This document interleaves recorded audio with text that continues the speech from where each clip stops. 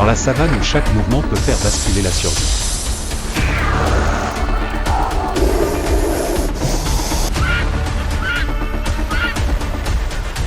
Un caracal rencontre par hasard un mamba noir.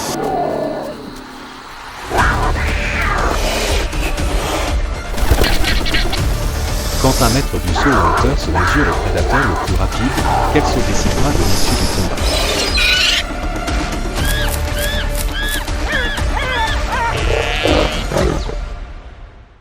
Caracal contre mamba noir, le saut de la survie.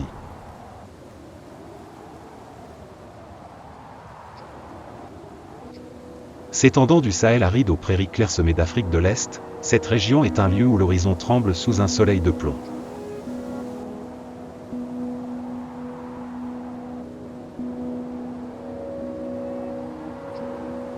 Les vents du Sahara soufflent à travers l'herbe jaune brûlée, emportant avec eux l'odeur de la poussière, de la terre et le rythme silencieux des prédateurs tapis dans l'ombre.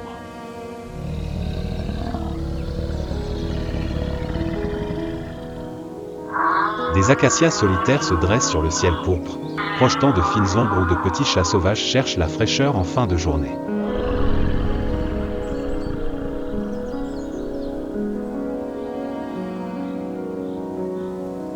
La nuit, les températures chutent et le vent hurle sur le sol craquelé et sec, ne laissant derrière lui qu'un léger bruissement, comme le crissement de griffes acérées.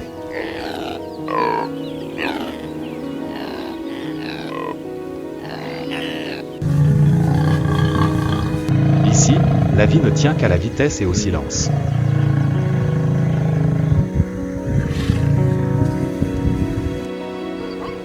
La gazelle, l'oiseau terrestre, le lièvre tous courent vite pour survivre.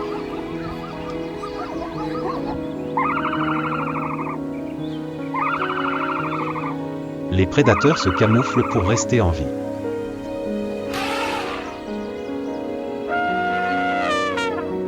Et dans ce monde impitoyable, le caracal occupe une place à part.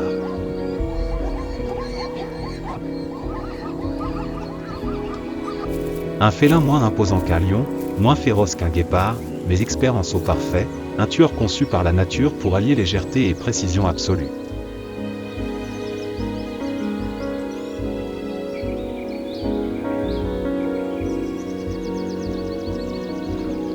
C'est dans ce semi-désert, mi-avancé, que la rencontre fatidique entre le caracal et le mamba noir commence à se dessiner.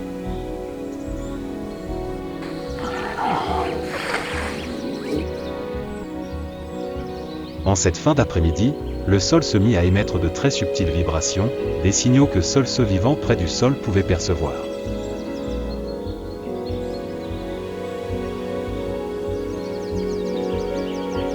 Aucun rugissement, aucun signe de chaos.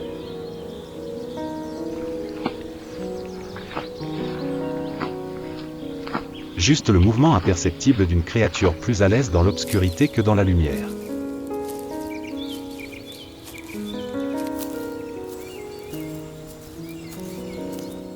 Le caracal marchait, son corps svelte mais puissant glissant au ras du sol.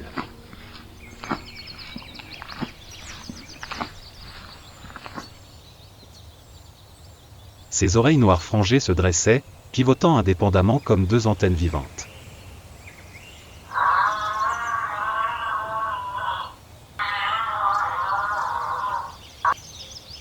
Le moindre son, même le bruissement de l'herbe, était enregistré par lui.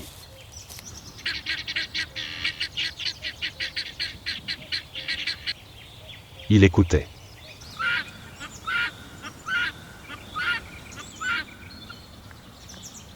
Car dans ces contrées, un seul battement de retard dans la réaction signifiait souvent l'absence totale de chance de riposte.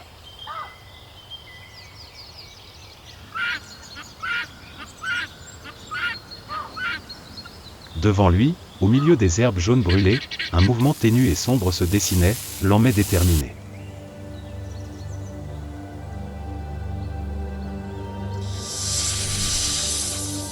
Ce n'était ni un bébé antilope, ni un lapin.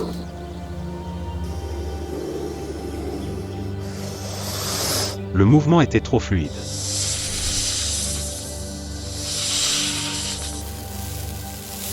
Trop précis.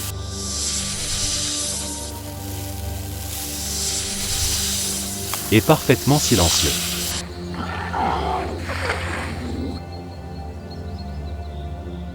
Le mamba noir, un prédateur que même les animaux plus imposants évitaient, se rapprochait, comme attiré par la chaleur émanant du corps du caracal.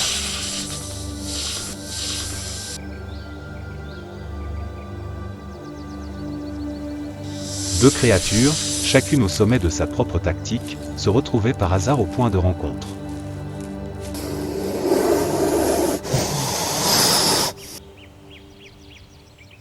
Deux prédateurs seulement, face à face, dans un instant d'une tension insoutenable.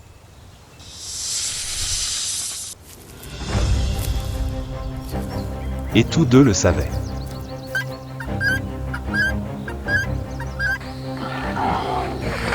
Celui qui frapperait le premier aurait l'avantage de la survie.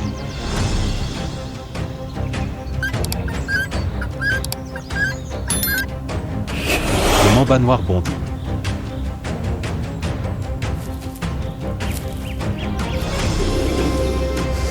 Sans la moindre hésitation.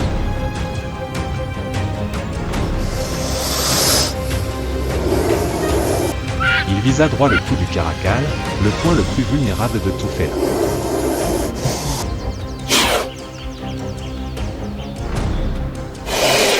La morsure du mamba l'effleura, à quelques millimètres près.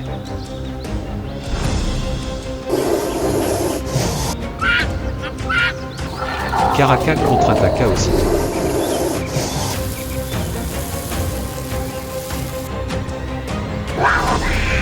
La survie était en jeu.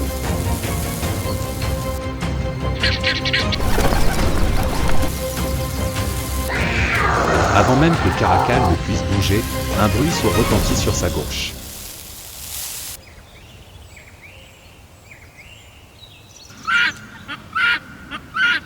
Un nuage de poussière se souleva.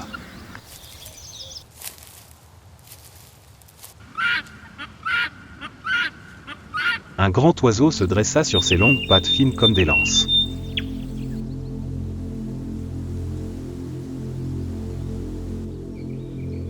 Un oiseau secrétaire.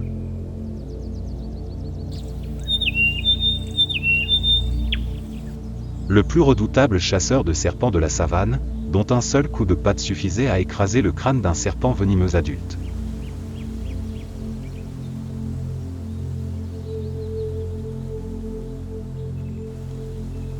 Il inclina la tête, ses yeux perçants scrutant le cadavre du mamba noir, puis se tournant vers Caracal.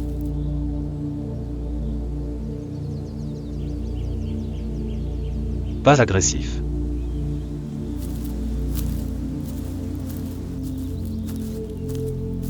Pas menaçant.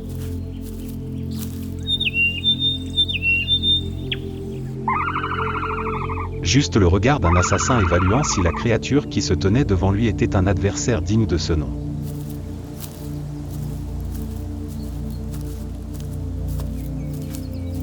L'oiseau secrétaire ne planait pas dans les airs comme un aigle.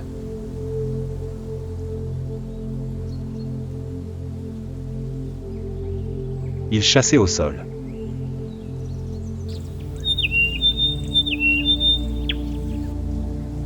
Avec ses longues pattes musclées comme des ressorts d'acier, chaque coup de patte pouvait délivrer une force plusieurs fois supérieure à son poids, suffisante pour terrasser des serpents que les autres animaux évitent systématiquement.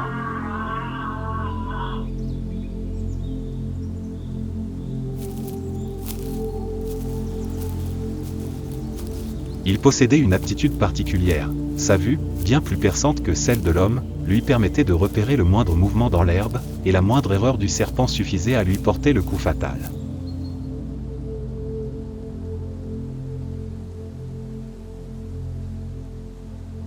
Le messager sagittaire fit un pas de plus.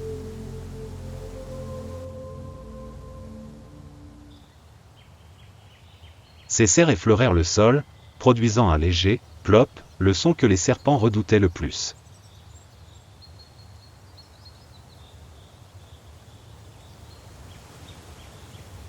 Mais c'était un serpent plus petit, attiré par les phéromones et l'odeur persistante du sang.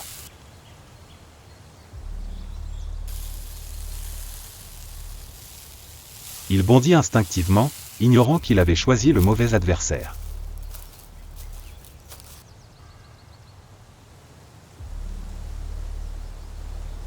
En un instant, le serpentaire sauta au sol.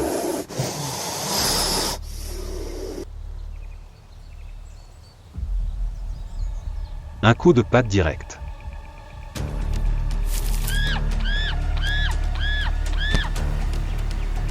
Si rapide que Caracal ne vit qu'un flou.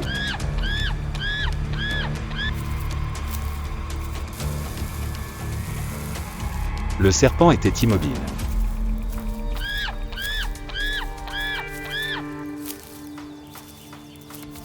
Le serpentaire se redressa, aile légèrement déployée, dans une posture majestueuse comme pour déclarer.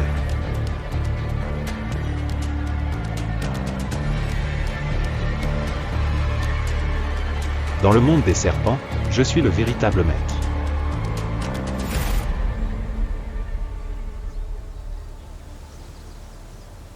Caracal le regarda quelques secondes, ni hostile ni craintif, puis recula, laissant l'espace au maître serpent de la savane.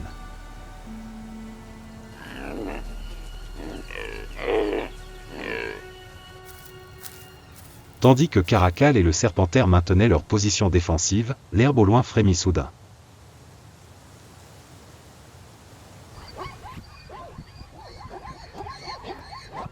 Le chacal apparut, léger, rapide et calculateur.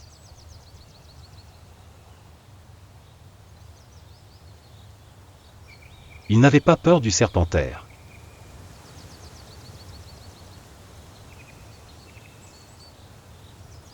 Ses yeux se fixèrent sur la nourriture.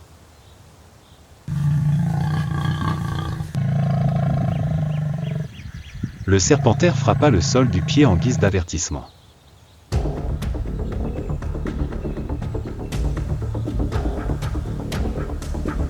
Mais le chacal bondit quand même.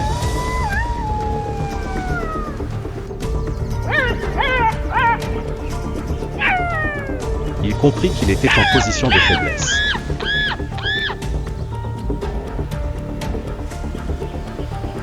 Le chacal se retira de la prairie, laissant le serpentaire dans un face-à-face silencieux.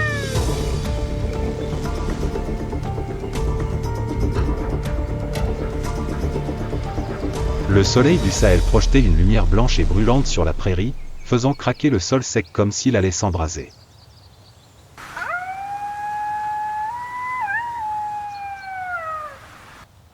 Le chacal traversait l'herbe jaune brûlée d'un pas léger, ses grandes oreilles constamment aux aguets, guettant le moindre bruit.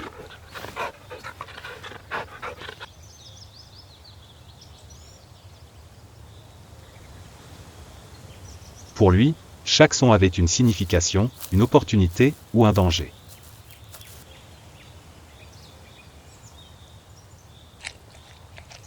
Un rugissement soudain et profond déchira le calme de midi.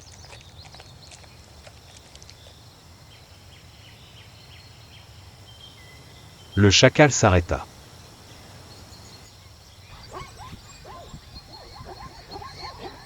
Le son lui était bien trop familier, un lion.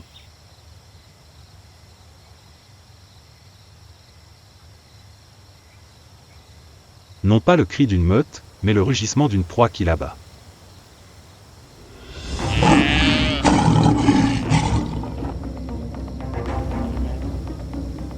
Le chacal se tapit, se glissant derrière un monticule de terre, d'où il observa la scène.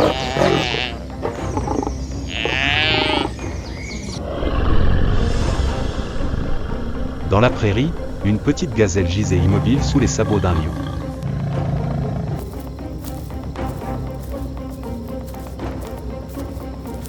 Ses puissantes mâchoires étaient toujours serrées autour du cou de sa proie, comme pour s'assurer qu'elle ne bougeait plus.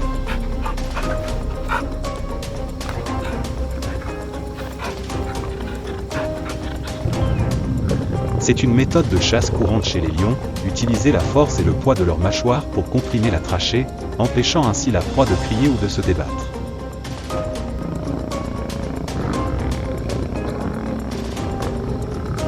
Le chacal n'approcha pas.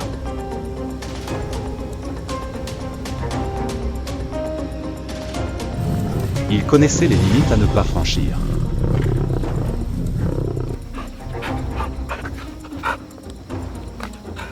Mais il n'était pas seul à attendre.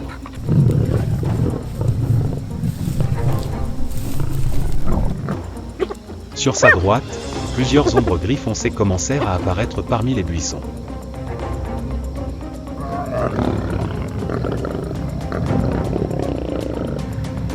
Puis d'autres.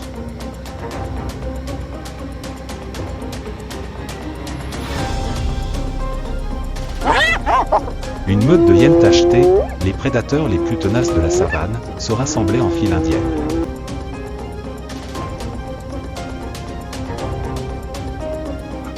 Le chacal plissa les yeux.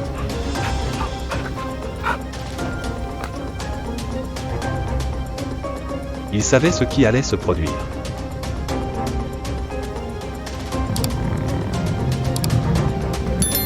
Les hyènes sont passées maîtres dans l'art de voler des proies, surtout lorsque leur adversaire est faible.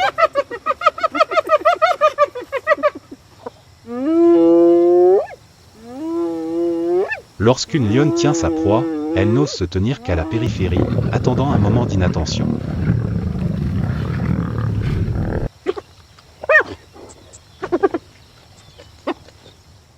C'est une tactique bien connue, forcer la lionne à diviser son attention, l'épuiser alors qu'elles n'ont besoin que de quelques secondes d'espace.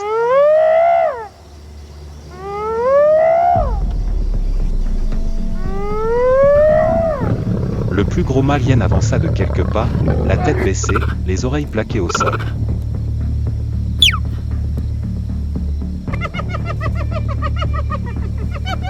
Il grogna prudemment.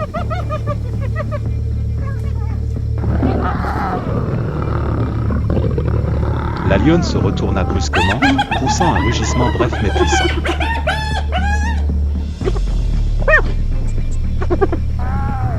Un seul rugissement, mais suffisant pour figer presque instantanément toute la meute de hyènes, un réflexe de survie.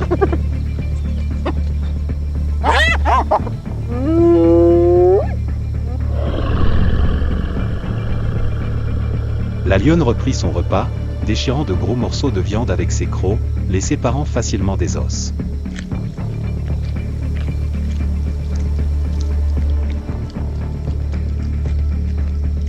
Le chacal observa plus attentivement.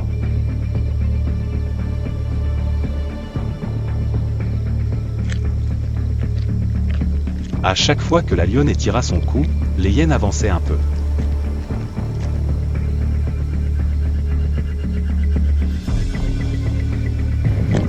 À chaque fois que la lionne laissait échapper un grognement sourd, elles regagnaient toute leur position initiale.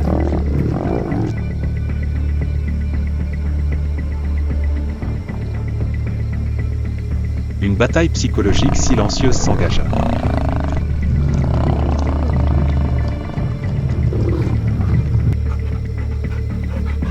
Le chacal ne participa ni n'encouragea.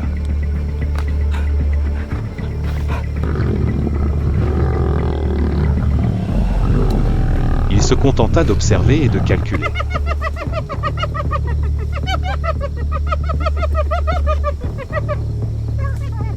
Les hyènes étaient trop fortes pour qu'ils puissent rivaliser.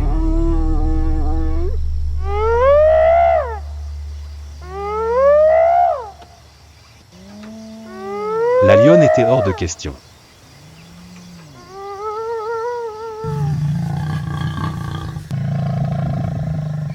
Mais Chacal connaissait les lois de la savane.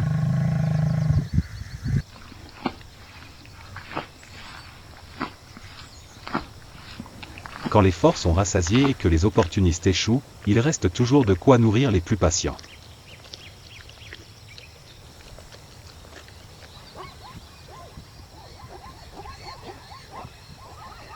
Enfin, au crépuscule, la lionne se leva.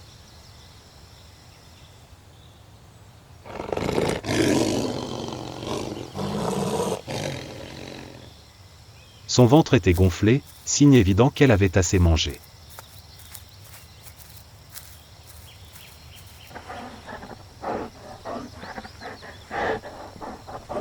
Le lion jeta un dernier regard aux hyènes, puis s'éloigna lentement mais avec assurance.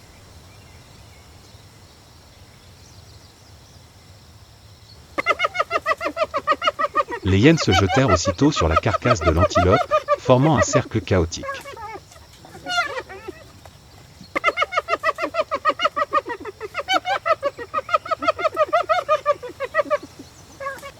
Les bruits de déchirements et de combats résonnèrent dans la savane.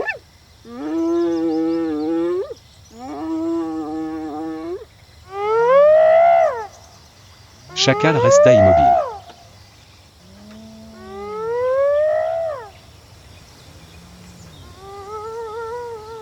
Il n'aurait jamais osé s'aventurer au milieu de ces mâchoires plus puissantes que celles d'un lion.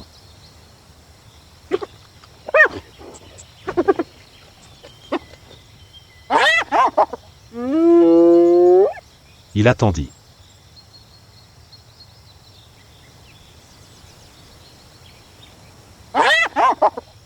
Il attendit que le combat se calme.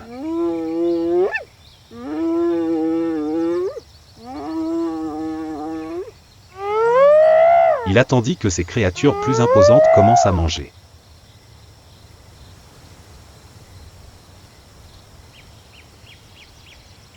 Il attendit le moment où chacun aurait pris sa part.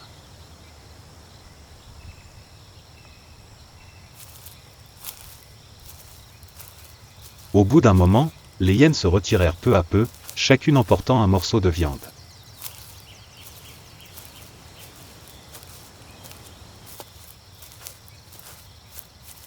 Il ne restait plus rien à se disputer.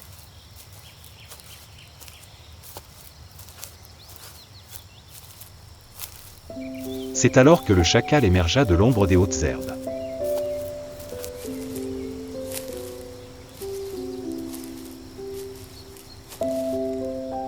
Il s'approcha de la carcasse de l'antilope, sans hâte, sans crainte, en silence, comme s'il avait anticipé chaque événement.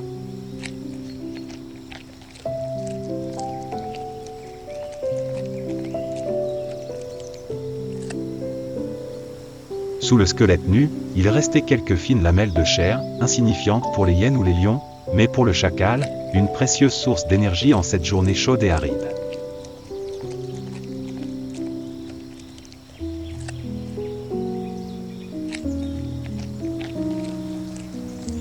Il se pencha et grignota doucement.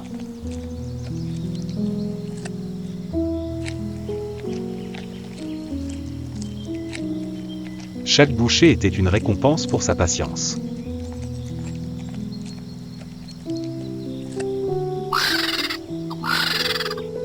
Dans la savane grouillante de prédateurs redoutables, le chacal n'avait pas besoin d'être supérieur.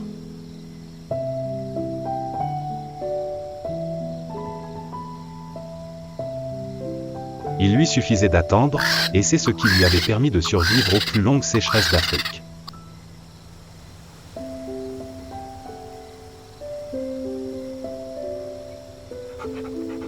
Le chacal quitta le squelette d'antilope presque vide, son corps svelte se mouvant avec légèreté, comme s'il glissait sur la savane.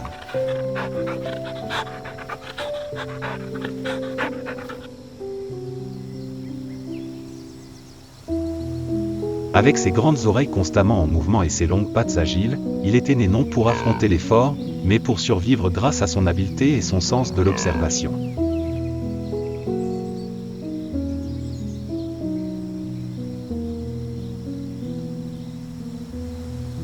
Un doux cri résonna sur la droite.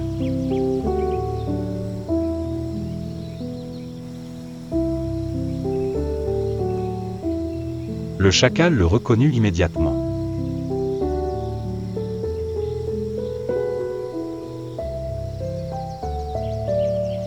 Sa compagne approchait, d'un pas rapide mais prudent.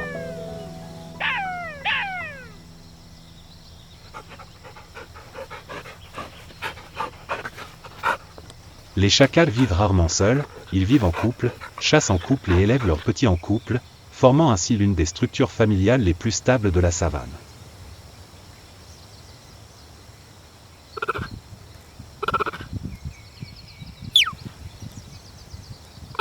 Tous deux s'unirent silencieusement, formant un couple de chasse parfaitement synchronisé.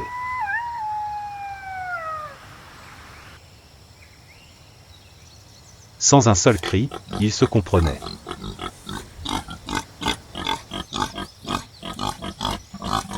La femelle chacal vérifia l'odeur de restes de viande, tandis que le mâle montait la garde.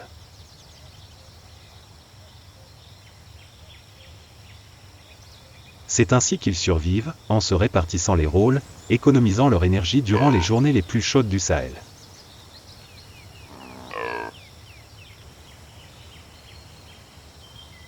Au crépuscule, ils quittèrent les lieux pour retourner à l'endroit le plus important, leur nid.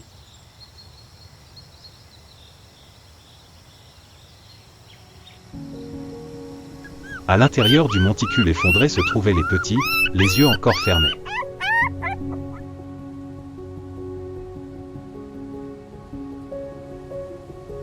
La femelle chacal entra la première, les touchant doucement un à un.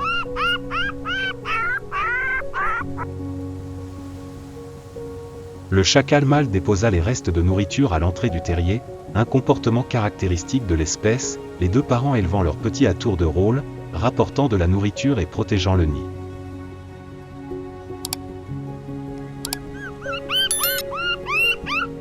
Les petits gigotaient en poussant de petits cris.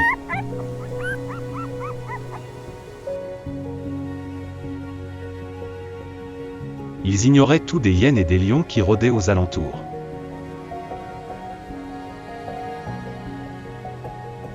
Mais ils savaient que leurs parents reviendraient toujours.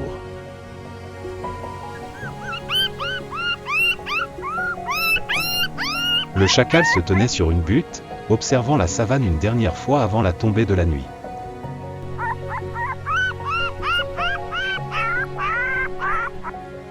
Il n'était ni le plus fort, ni le plus rapide, mais grâce à son intelligence, sa patience et ses liens familiaux, le chacal était l'un des animaux les plus résistants d'Afrique.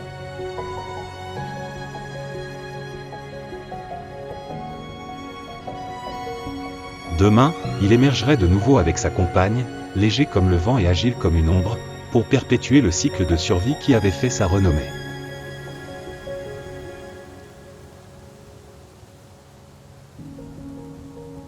Au milieu des poursuites haletantes, des coups de pied puissants et du bruit des proies capturées dans la savane, le saut fatal du caracal et la frappe fulgurante du mamba noir restent des instants suspendus dans le temps.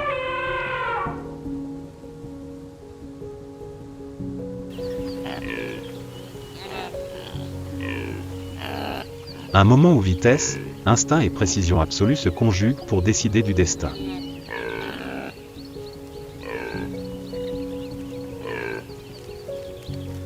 Et c'est dans ce monde, où les plus forts ne vivent pas forcément longtemps, mais où les sages savent toujours attendre le moment opportun, que chaque créature, du caracal au mamba en passant par le chacal, écrit sa propre histoire de survie.